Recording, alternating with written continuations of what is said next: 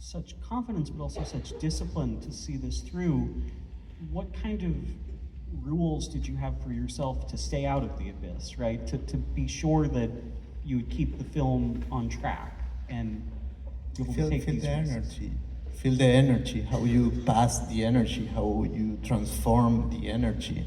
And dancing and crying was something really important for us, was a goal. Can we dance and cry with this movie? And we tried to do it really hard, you know.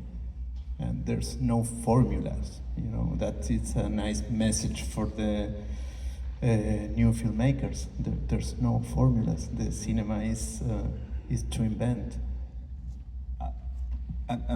This is the essence of rave culture. Obviously, going through your limits. Also, it's the essence of art, as Santiago said, and the essence of spirituality. You go through your limits. I wanted to say something, I forgot. Okay. Well, you were talking a minute ago about how you didn't want the film to be misunderstood. Yeah, I wanted to say that making this film, we understood that rave culture is, okay, you connect with your strength through your fragility. You can cry, you can scream, you can fall in the floor, but when the music starts, when the kick comes, when the beat arrives, you stand up and you dance. You know? You never stop to dance, you know? Even if it's the end of the world, you know. And so that was the attitude we had. You know, it was tough to do the film, you know. But we were, even if we did it like if it was the last film of our lives, putting everything. Yeah, and actually love works like that. You share your wounds. No? That's real love.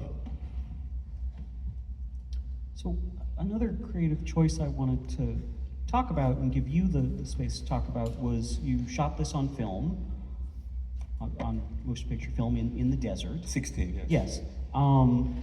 And I'm not sure, you know, how excited the financiers or producers were about that decision, but I think it pays off, and especially tonight, seeing it in a 35 print. Can you just kind of talk about how that aesthetic, the film aesthetic, connects with kind of the rest of this project? Yes, it's a good question. First, our producers are our friends. They are not our enemies. And also I'm a co-producer of the film. So in a way, you know, cinema always adapts reality to it, to himself. In our cases, we adapt cinema to life. For example, the rave was a real rave. The actors were real people, you know. So, so just to talk about the way we work with our producers, you know, that's why we don't have to convince them. We don't have to fight against them, you know. So to answer your question, we are chemistry. So for me, it's a red line. I need to shoot on film, you know. I mean, my body is not full of pixels, you know. You know, so it's a chemistry that make alchemy, can I say, with my body, you know. It's something really complex and mysterious, what is happening with the images. The responsibility of filmmakers is to make images that stay in the body and heal in the body. And so after, you know, we have a very visceral way of feeling images and sounds. So that grain is the same grain of the electronic music. You know, that distortion, the last shot when you see the railways and the landscape, you know, there is a kind of pan, you know, we were pushing the distortion of the, at some point, what we wanted is to watch the film with the ears, with the body, you know.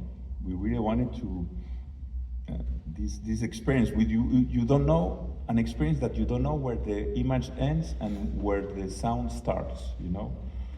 we really were, I mean, Kangding Ray, so the composer, or Laia Casanovas, the sound engineer, we were working the grain of the image is the grain of the sand, the grain of the dust, the grain, you know, yeah. So I'm not pointing this out as a contradiction, but as I think part of the richness of the film, that tonight we've heard in the Q&A that both the images are supposed to stay in your body, but also watching this movie is supposed to be akin to death, right? So it's both. You can experience all of these things within this movie. Yeah, I mean, obviously, we are not against the head. It's important. It's just that in art, that level of perception has too much place.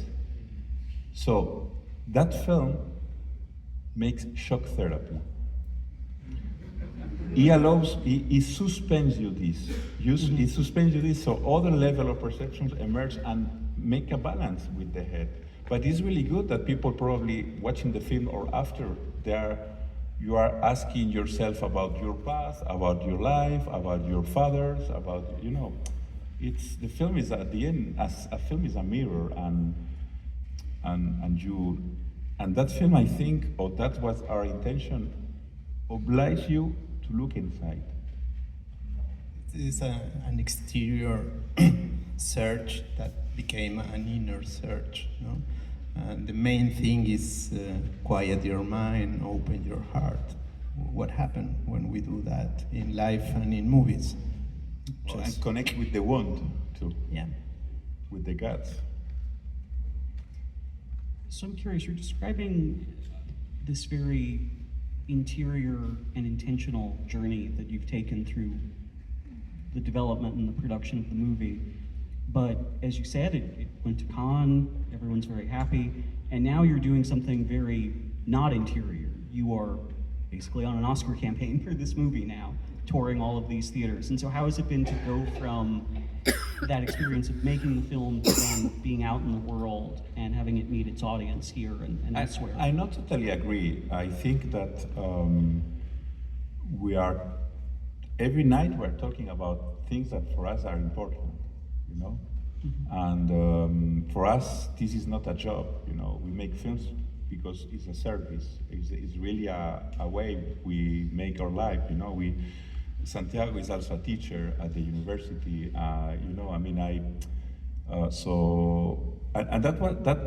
the thing, and that's why we are so happy, because I think it's a good sign that a film like this, I'm not saying it's good or it's bad film, but it's risky, mm-hmm. You know, it's a good sign that it's nominated, I think, you know, so there is no contradiction, no? We are talking about transcendence, about God, about life every night. That's what we wanted. We lost the rites, you know, rites. Rites, we lost. Ceremonies or rites. We can spend our whole life without have a rite, you know, a real rite. Rite. Right? Like baptism, like the rites of passage. You know, we will have the whole life without have a rite of passage, and for us, this is opportunity to share a rite of passage and to experience that, and it's so important to have that moment in our life. And we lost it. In a way, on a high level or less. We have to cross life asks you to cross a minefield, you know, in a way, you know, or life is asking you, who are you? Who are you? Are you going to take your own path? Are you going to jump to the abyss? Who are you? You know? Yeah, and there's some part of the minefield that you stand without tracks, you know, you have to, you know, cross the last part without anything that yourself. Even the most harmful thing, the most highest pain, like losing a child, it's easy to say what I will say, but even this can be a mercy, can be a wisdom, a gift, a lesson. Crisis is the best way that life is a mechanism that life has in order that you connect with you, that you take the good decisions. So in that train at the end, everybody, I mean, we don't want to interpret the end of the film, but I hope that you were feeling serenity in that train, in a way. Thank you, sir. We don't want to interpret the film, but we do have space for a few audience questions, and Matt will be going around. So it's a big house, so if people have a question, can you just raise your hand high? We could share. It's not interpreted, but share. Yeah. Like